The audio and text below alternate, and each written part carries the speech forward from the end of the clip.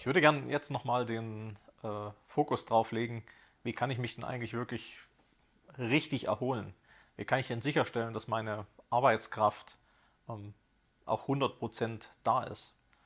Insofern würde ich mal drauf schauen, was das Thema Burnout angeht, ohne jetzt wirklich zu behaupten, ich wäre ein Burnout-Experte und auch jetzt nicht versuchen, eine medizinische Definition davon zu geben.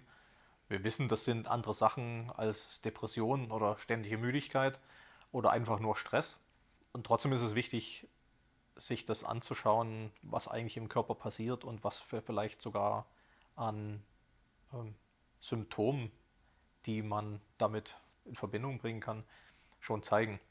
Und mir geht es halt eigentlich im zweiten Teil viel stärker darum, welche 5 Strategien kann man an den Tag legen, um gar nicht erst es zu einem Burnout kommen zu lassen oder vielleicht bei beginnenden Anzeichen schon etwas dagegen zu tun und es wieder rückgängig zu machen.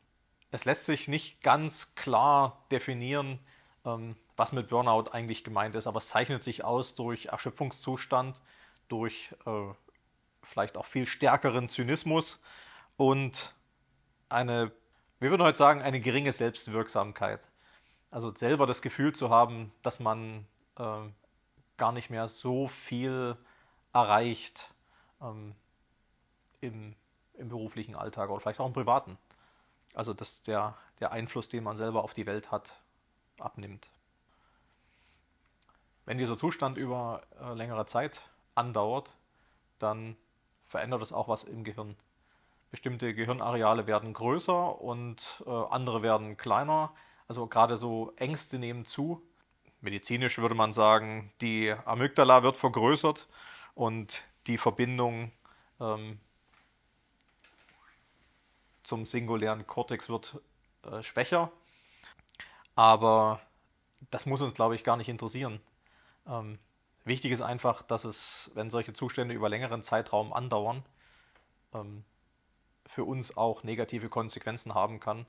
Insofern ist es sinnvoll, schnellstmöglich auch was dagegen zu tun und äh, die Probleme, die vielleicht damit entstehen, auch anzugehen. Man ist in dem Zustand dann auch viel anfälliger für emotionale ähm, Herausforderungen.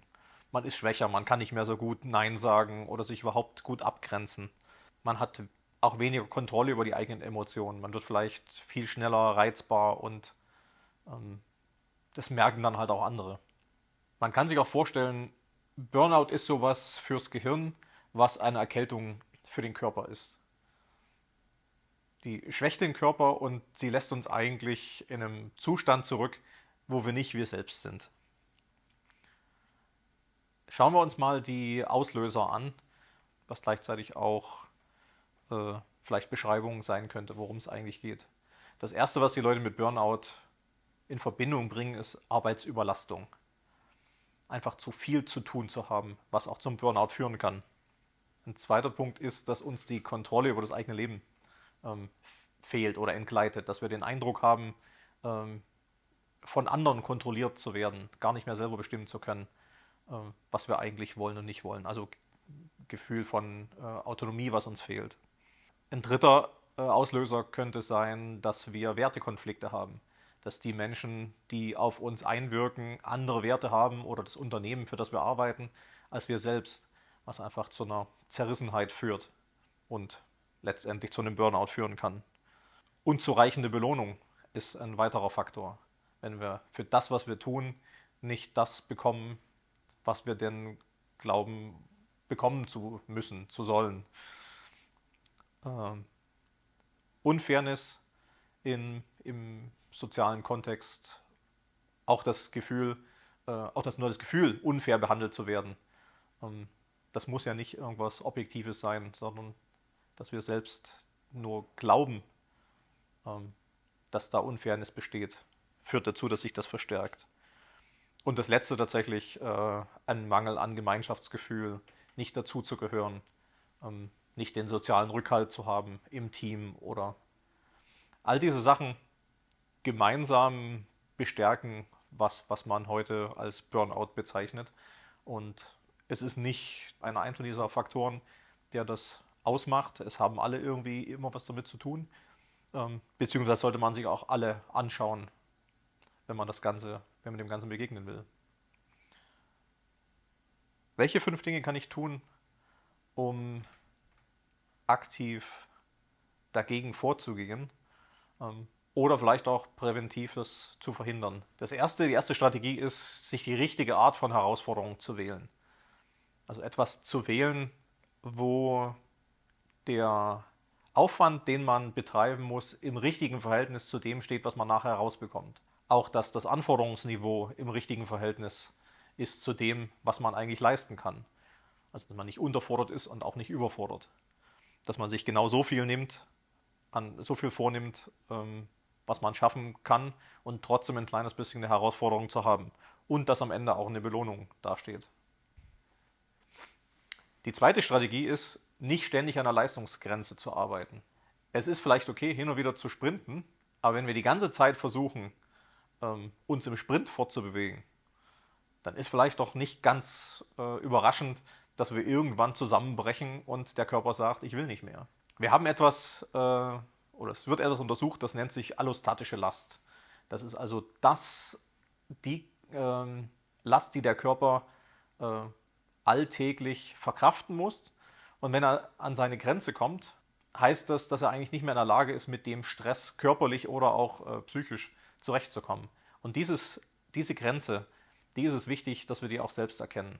Wir können als einfache Übung uns am Ende jedes Tages hinsetzen und für uns bewerten, sagen wir auf einer Skala von 1 bis 10, wie weit sind wir heute an unsere Grenze gegangen.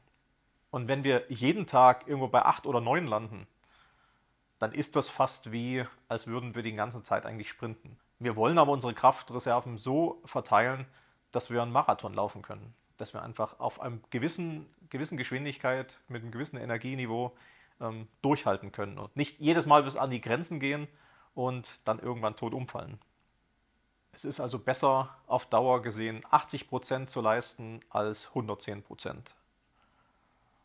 Und eine zweite Größe, die ich tatsächlich physisch auch beobachten kann, ist die Herzfrequenzvariabilität. Es gibt so Fitness-Tracker oder sowas, die sowas heutzutage mit beobachten. Die sagt relativ klar aus, wie gut der Körper in der Lage ist, mit Stress umzugehen und wie schnell er auch in der Lage ist, nach einer stressigen Situation wieder runterzuregeln. Also Strategie 2, arbeite nicht ständig an deiner Leistungsobergrenze.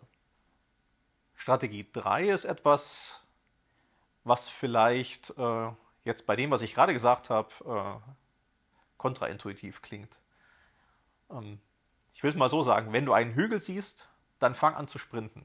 Es geht darum, dass es helfen kann, aus so einer Situation herauszukommen, indem wir uns vielleicht ein Projekt suchen, wo wir richtig drin aufgehen, was uns richtig viel Spaß macht, wo wir auch eine große Belohnung für uns am Ende mit rausnehmen, ein großes Zufriedenheitsgefühl.